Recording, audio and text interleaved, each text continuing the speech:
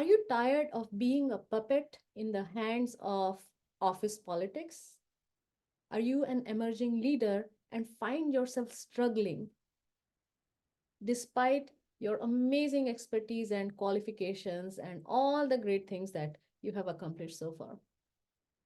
If that's you, then watch this training till the end because I'm going to dive into what office politics really is, what we assume it is, how to manage our emotions when we are embroiled in the office politics, how to advocate for yourself, and how to not let office politics steal your peace or make you water down your ambitions.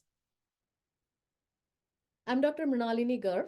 I am a career advancement and executive coach helping immigrants, South Asian professionals to get to that next level by helping them establish an executive presence so that they are seen as leaders, they get invited to critical meetings, they become a part of important strategic decision making, and they thrive in their career and make the impact that they deserve or desire to make. So let's dive right in. What is office politics? If you just think about the definition of politics, I want to really simplify it because this is not a lecture on politics. But let me just simplify what politics is and why it feels icky. Office politics is decision making that is happening behind closed doors that you don't have access to. It's simply that. They are making decisions based on the information that they have, based on the goals that they have set for themselves, and they have handpicked key stakeholders who can be a part of that meeting. Everyone else outside that boardroom or outside that um, conference room are not considered strategic enough. They are seen more as the worker bees who only support to achieve the vision that the leader has for that company. Now, it stings, right? It really stings when you are not a part of important decision making, especially when you are pouring your sweat, blood, and tears in helping make that project successful. Staying up at night, burning the midnight oil, making sure that team members are doing their job. And if they're not doing their job, you take it on yourself and get things done.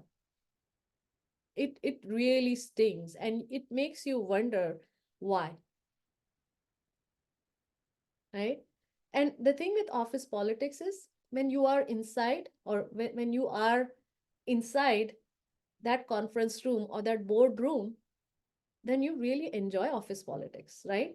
Then you feel like, wow, the CEO thought that, oh, I should be a part of that conversation, or the VP invited me to this meeting, or the director said that I need to go make that presentation. So when we are inside the boardroom, then everything feels great, right? We feel like, wow, I have made it. I have reached that level. So, office politics is really making decisions and steering people to help the leaders achieve the goals that they have laid out for themselves. Now, what happens is because you are so deep in that project, you are, up to here in the project and you know that project inside out, and you want to shout at the top of your lungs and say that, no, that's a bad decision. We shouldn't be going in that direction. It's very frustrating. I have been there and it really hurts. I have lost sleep over it. I have uh, blamed myself. I have criticized myself. My self-esteem went low because I was just not able to figure out like what the heck this office politics is and why am I not being invited to important meetings. So if you're in this position, then pay really close attention because we are I'm going to go deeper into how you can change that. I just got a cold, so bear with me. Okay, so what you think it is that there are some decisions being made, right, and you're not a part of it, and what you think is there is some conspiracy going on against you.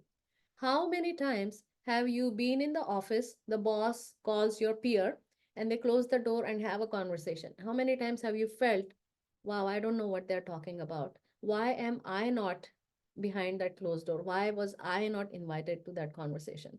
How many times have you thought about it and you have felt left out and you have felt that you don't belong and you feel helpless and you just don't know what else you can do to get yourself seen? So this is what you think, that there is a conspiracy going on behind the closed doors. Now, depending on what level you are at, there is some truth to that, right? If you are, a VP, you're a senior VP, and you're not invited in that room, you want to think about it, like, why? What's going on? Maybe there is some conspiracy going on. Maybe I have completely different ideas, and maybe they just want to get things done, right? But most of the times, if you are in middle management and there are boardroom conversations going on, you are the last person they think about. Again, this is a truth bomb. It hurts, but it's best to listen to it and just accept that. And I will tell you how you can change the perception that people have about you and change from being a worker bee to be seen as that leader who they want to promote, as soon as an opportunity shows up. So the very first that you think that you need to do is really do a reality check. Are they really thinking about how to sabotage you? And I get it, with the layoffs and everything, they have conversations, right? Who to keep and who not to keep. And based on who has showed up as a leader, they are going to make decisions based on that. If you have been someone who puts their head down, do the work, give all the results, help all your colleagues to do better, teach them the tricks and trades of that project, they are going to keep you there.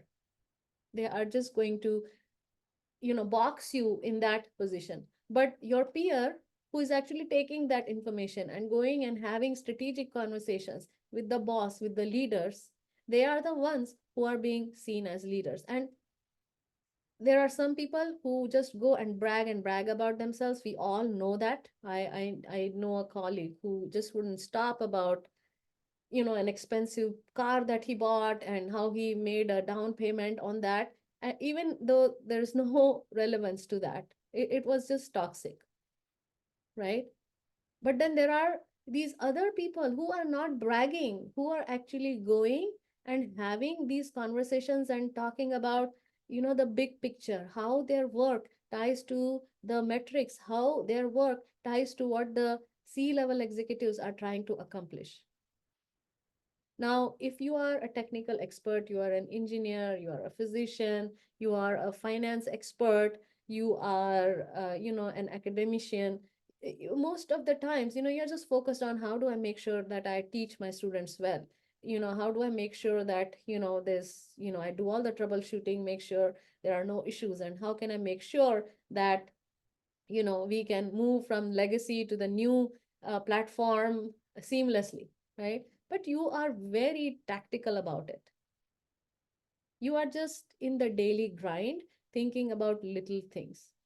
So, what to do? So, number three, manage your emotions, right? So, first we have to really question and look at reality. Are they really thinking about how to bring you down? Most likely not, right? Uh, when they are discussing layoffs, it's a purely business decision. Who is someone who is showing up as a leader, and who can we keep so that our company is profitable, right? And if you're not seen, if you're not perceived as that, they are gonna let you go. It's a purely business decision. You can't do anything about it. But here's what you can actually do. Now, know that even if it feels like you have a big sphere of control, let me break the bubble. Your sphere of control is very tiny, and it is only limited to how do you manage your emotions when you are embroiled in office politics. So, when the conversation is happening behind a closed door and you are not a part of it, how do you manage that? How do you really talk yourself out of going into that downward spiral. So you basically need to take uh, inventory of all that you have accomplished, right? If you have done a great job, you don't need to fear that they are talking something against you. Now, there are exceptions, right? There are toxic bosses. And if you're working with toxic bosses, my question is why, right? But that's a completely different topic because here's the thing, right? You want to draw the boundaries around yourself. So when you are worried about, oh, I don't know what my boss is telling John about me, are they, conspiring against how John can take the lead and I can be the person supporting John, right? You want to manage that and start thinking about this. It's not the truth. I am just terrorizing myself with these thoughts because if you have done a great job, why would a sane person think about sabotaging you? Like I said, toxic people are everywhere and there are exceptions to this, but just like think about it very logically. Why would someone try to, or plan to sabotage you when you are an excellent, excellent performer, right? So that's the first thing. The second thing is you wanna, excuse me, you wanna really like meet with your boss, right? The next day, go and talk with your boss, not about what were you talking to John, but basically talk about, I've been thinking about my, my performance here, my career growth. And this is on the side, if you are meeting once in 6 months to assess your projects, your progress, you have to change that. You have to figure out how you can get on your bosses and maybe your skip levels calendar once a week or once in 2 weeks. And I'm going to do another video talking about what exactly to talk about in those one-on-one meetings. But anyway, I digress. So this shouldn't be the first time that you're having that conversation, but if it is, that's okay because you have to start somewhere, right? So what you need to do is you want to figure out what's the outcome you want, right? What is the outcome you want? Because my my understanding, right? I have worked with hundreds of clients. Nobody like said that, oh, I want to be my boss's pet. That's not the ambition they had. Their aspiration is that to be recognized for what they do, right? So you want to have that conversation with your boss about your performance. What are the gaps? What are your aspirations? Are you working on the projects that make sense? You want to talk about your accomplishments. You want to show them how you are adding value. Now, let me go a little deeper in that.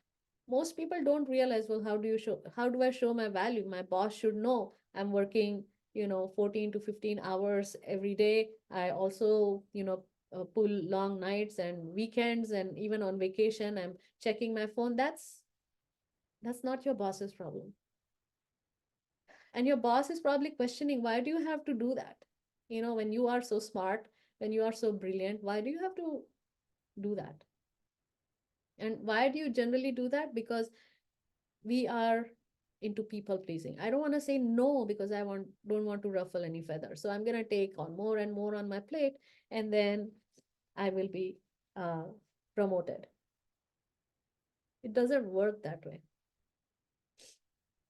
So you can learn to manage your emotions when you have regular meetings with your boss. Your boss actually knows what your aspirations are. You are having a direct conversation. Hey, this is my goal.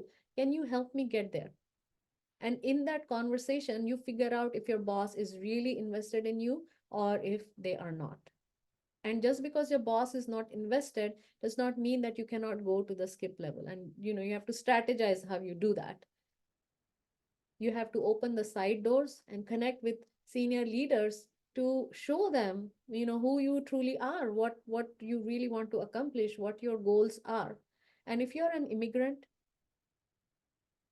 you haven't left your hometown or home country to come to a new country just to get where you are right now, only to come far, as far where you are right now.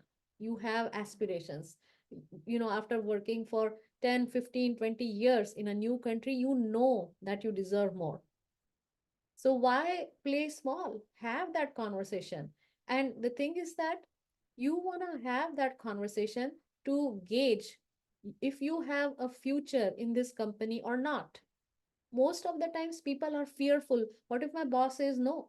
Well, you got the answer. If the answer is no, why hang out? Why hang out? And then the fear is, oh, but there are so many layoffs, and you know, there is not much hiring going on. Guess what? There is hiring going on, and they select the candidates that they know will have the most impact on the company. So, how you show up, how you have built that relationship with your boss, if you are showing up as a leader or as a worker bee, that truly, truly matters. And the interesting thing is, if you're showing up as a worker bee, you show up exactly that in your interviews, because all you can talk about is, as a doer. This is what I do. This is how uh, I work in this with this particular language, with this particular technology, and this is how I do troubleshooting. So you are playing small. Why? Because that's all you see yourself doing. So the next step then is you want to advocate for yourself. How do you advocate for yourself? Well, you need to get to the 30,000 feet view and start thinking about how your work, your projects, your accomplishments connect to the metrics that the C suite is interested in. Something magical happens when you do that. You suddenly realize, oh my God, I am just doing busy work. My boss is just dumping on the task that nobody else wants to do. Everybody else is working on juicy projects. You have this stark realization that you are doing things that don't matter. So as soon as you start seeing, wow, if I am able to troubleshoot, if I am able to reduce the throughput time, how does it translate into how much savings I'm able to help the company make, cost savings?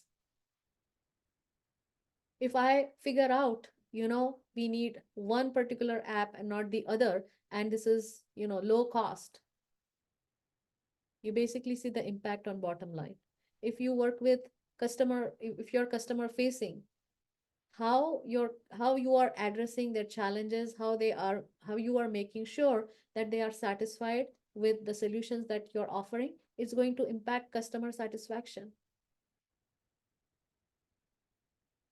So it's very important to get to that 30,000 feet view and start thinking about, well, how am I actually adding value in the organization? You don't add value by working 12 to 14 hours every day. That's on you. Nobody is asking you to do that. That's on you. It's your own insecurity, your own fear coming up, and that's why you do that. You don't say no because you don't want to ruffle feathers. So, the most important thing, when you're advocating for yourself, to have that clarity on what it is that you want for yourself, and then advocate for yourself. Ask questions, how your boss or how the skip level or how the senior leaders can actually help you get to that next level. And here's the thing, I say this to my clients all the time. When you are having such conversations, expect a no, right? Whenever you go into a negotiation situation, there is a 50% chance that they will say yes, and 50% chance they will say no.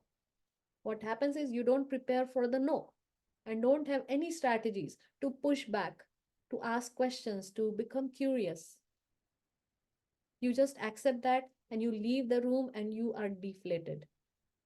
And resentment builds up, and then you start looking at Instagram and Netflix and start looking for jobs on Instagram, or you tell yourself that I should just start my own business.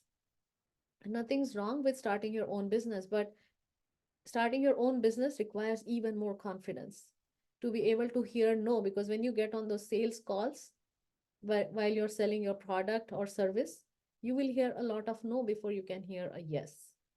So we go into the daydreaming mode, or we go into watching Netflix. Why? Because we want that dopamine shower, right? It just makes us feel good temporarily, but the problem still stays. It marinates over and over, and it affects your mental health. Then you start losing your motivation, even though you love what you do, even though you love the company culture. You stay stuck. So, knowing what you want, being able to advocate for yourself, and quickly getting the answers if you have a future or not, figure something else out. So, when you get to that place where you understand what office politics is, how great it is when you are a part of decision making, it has nothing to do with, people waking up every morning and saying that, how can I sabotage, Savita or, whoever, Rakesh or Peter, whoever, right? Or Leslie, whoever it is. Nobody does that. There is a gap which you don't see it and your boss sees it. So you want to fill that gap by having that 30,000 feet view and connecting your work with the company goals. And then the last part, how to not let office politics steal your peace. Yes, when you are in the heat of the moment, when you're embroiled in office politics, it hurts, like I said.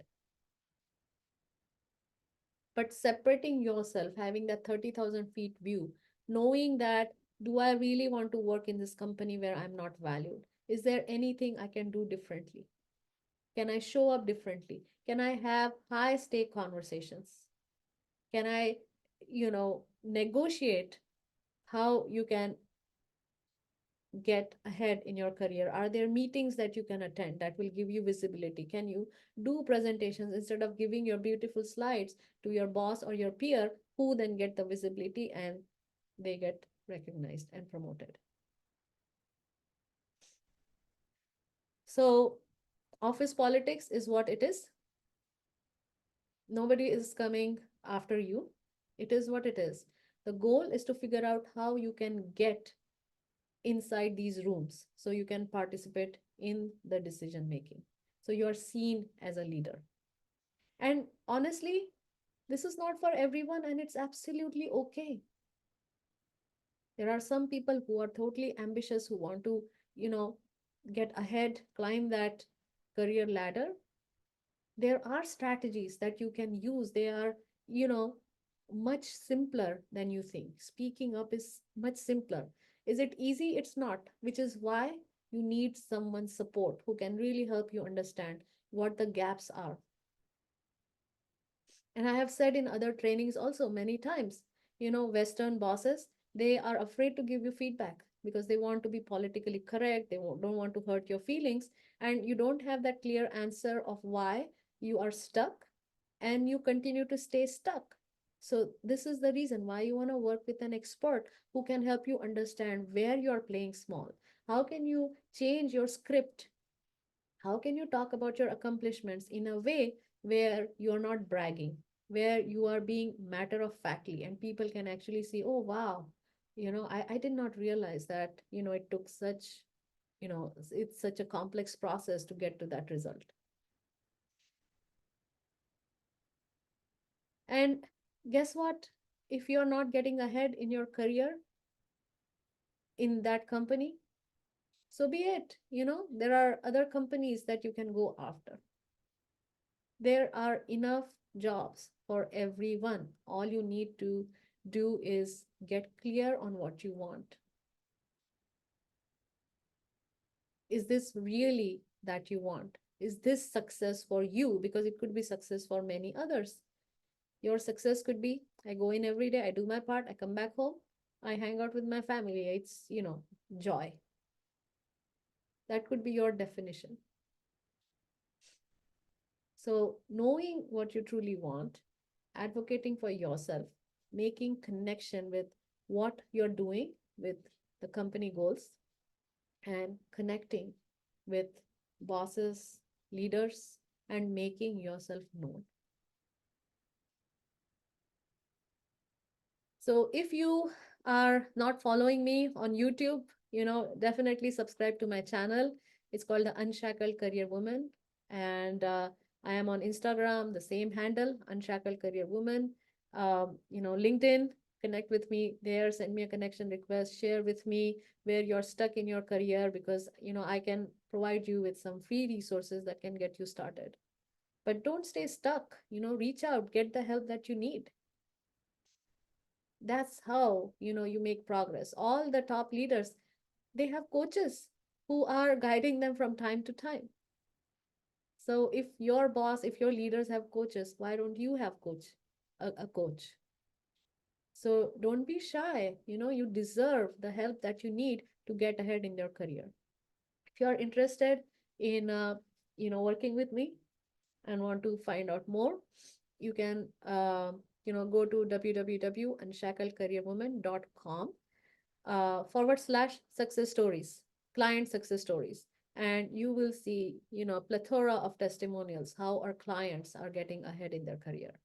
And if you are ready to transform your career and not let office politics hold you back, schedule a complimentary one-on-one call with me. Go to www.unshackledcareerwoman.com / call and let's chat. Let's see where you're stuck. Let's see if I can help you get to that other side. And if it is, then we'll get the ball rolling.